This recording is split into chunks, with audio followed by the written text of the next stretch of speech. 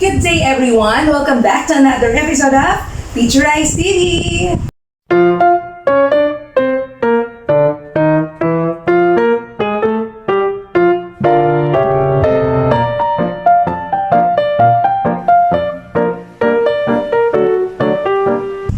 Do you know that one of the secrets of cooking a delicious food or maybe baking a product perfectly is by measuring the ingredients accurately?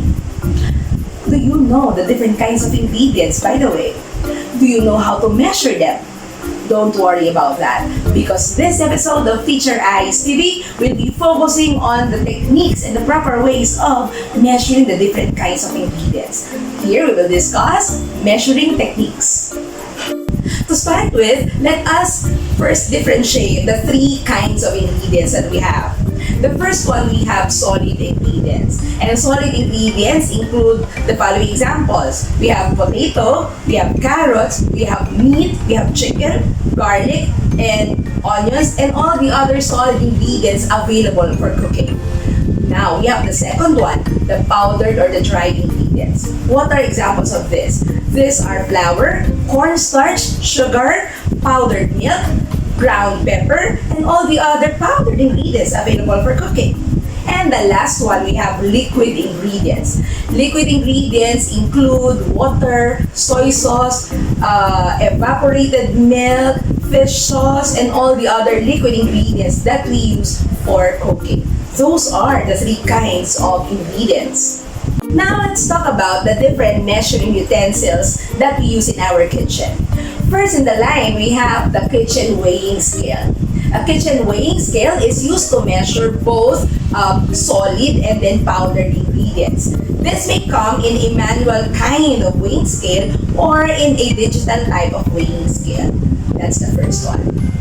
The second one, we have the liquid measuring cup. It looks like a beaker or a pitcher. This is used to measure big amounts or quantities of liquid ingredients. This may measure liquid ingredients into cup or ml or liter, quarts, or pint. That's the liquid measuring cup. The third, we have measuring cups for powdered ingredients or dry ingredients. This is actually a set of measuring cup with standard measurement of 1/4 cup, 1/3 cup, 1/2 cup, and 1 cup. This is used to measure big amounts of powdered ingredients like 1 cup of flour or maybe 1/2 cup of brown sugar or maybe 1/4 cup of cornstarch or 1/3 cup of granulated sugar. That is measuring cup for powdered or dry ingredients. Last on our list, we have the measuring spoons. These measuring spoons are used to measure small amounts or quantities of both powdered and liquid ingredients. So it's also a set that is composed of different measurements, small measurements like 1 tablespoon, 1 teaspoon, 1/2 teaspoon, 1/4 teaspoon, and 1/3 teaspoon. So if we only need, like for example, 1 teaspoon of salt, this is what we use for that, measuring spoons. Now, it is important to take note, everyone, that when we measure our ingredients, especially when you are to bake, we use the standard measuring utensils for this so that we are sure that we are able to get the right flavor of the food that we are cooking and the right volume and texture of whatever baked product that we are baking. So these are the measuring tools. Let us now discuss the techniques in measuring the different kinds of ingredients. Now let's talk about the techniques in measuring the different kinds of ingredients. The first one, we have the liquid ingredients. How do we measure it? Well, we have to remember some pointers before doing it. First, we have to make sure that the liquid measuring cup is placed on a flat and stable surface. So that could be a table, okay? Number 2, you have to make sure that measuring liquid ingredients, your eyes should be level with the measuring lines so that you are sure that the measurement is accurate. Third, you have to make sure that you don't hold the measuring cup while you're pouring in the liquid into that and then you measure it at eye level by holding it or maybe placing it on your palm. Why? Because if you do that, the measuring cup might keep on moving and so with the liquid, and therefore you will not be able to get the right measurement for that. So those are the important guidelines and tips that you have to take note of when you measure liquid ingredients. Now, how do we measure the ingredients? First thing is place the measuring cup on the table and then kneel down in order that your eyes are level with the measuring lines. Pour the liquid into the measuring cup and measure until your desired measurement. That is it for the liquid that you are to measure. Now let's go to the next ingredient. We have the powdered or dried ingredients. How do we measure this? Well, again, let's take note first of the different guidelines and tips in doing this.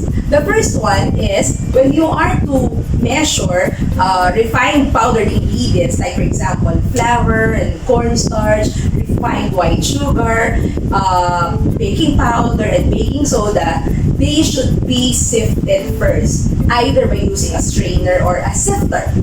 The question is why? Well, answer. We sift refined powdered ingredients because first we want to remove the lumps. Second, we want to remove the dirt that may be found in that powdered ingredients. So these are the reasons why they have to be sifted. Now, let's go to measuring it. When we measure refined powdered ingredients, first thing we have to do after sifting it is to spoon the powdered ingredient into the measuring cup until it's overflowing. And then, when it's overflowing, you get the knife, use the back of the knife or a straight edge spatula to level it off.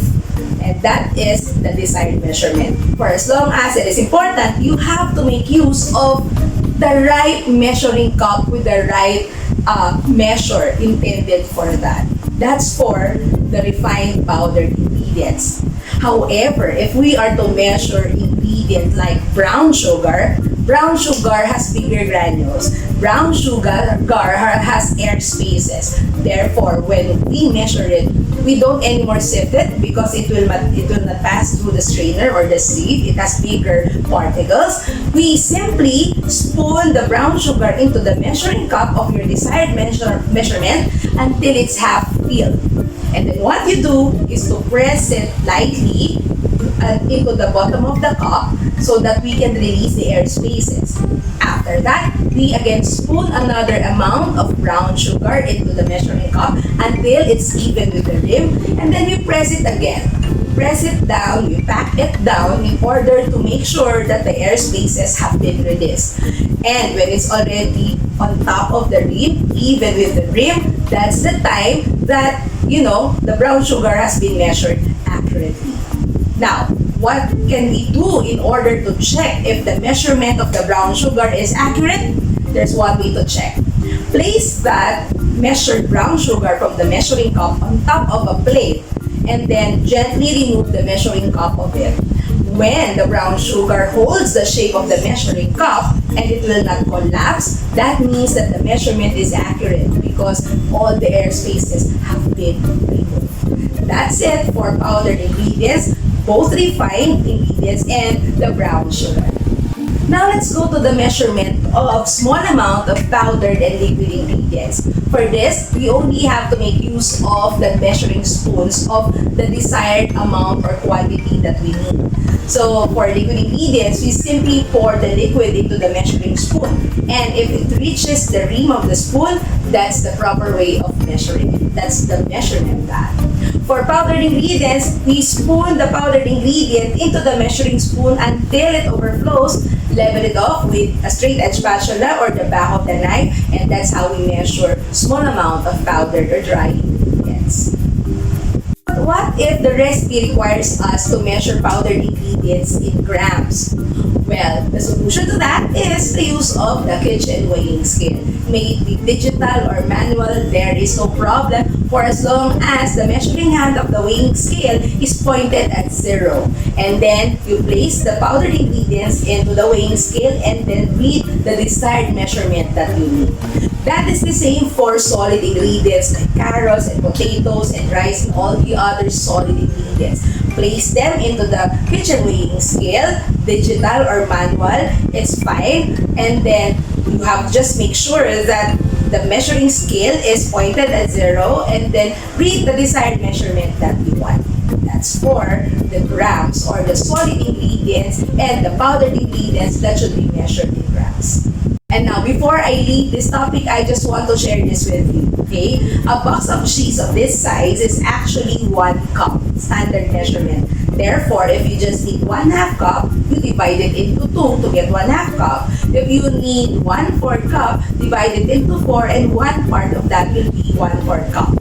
That is the same with butter, okay? This is 1 cup of butter. The one that you buy from the groceries that is sold in one stick is actually 1/2 cup. So, depending on how much amount of butter or cheese that you will need, that is how you will divide this and then the cheese. And that's it for this episode. I hope that you have learned something very meaningful and useful for you in your own kitchens.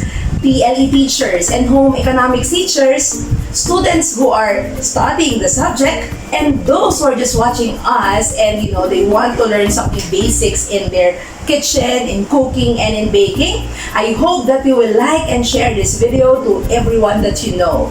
And if you have not yet subscribed in my YouTube channel, please click subscribe and hit the notification bell for more videos and updates. Once again, this is me, Spacklet, for Teacherize TV.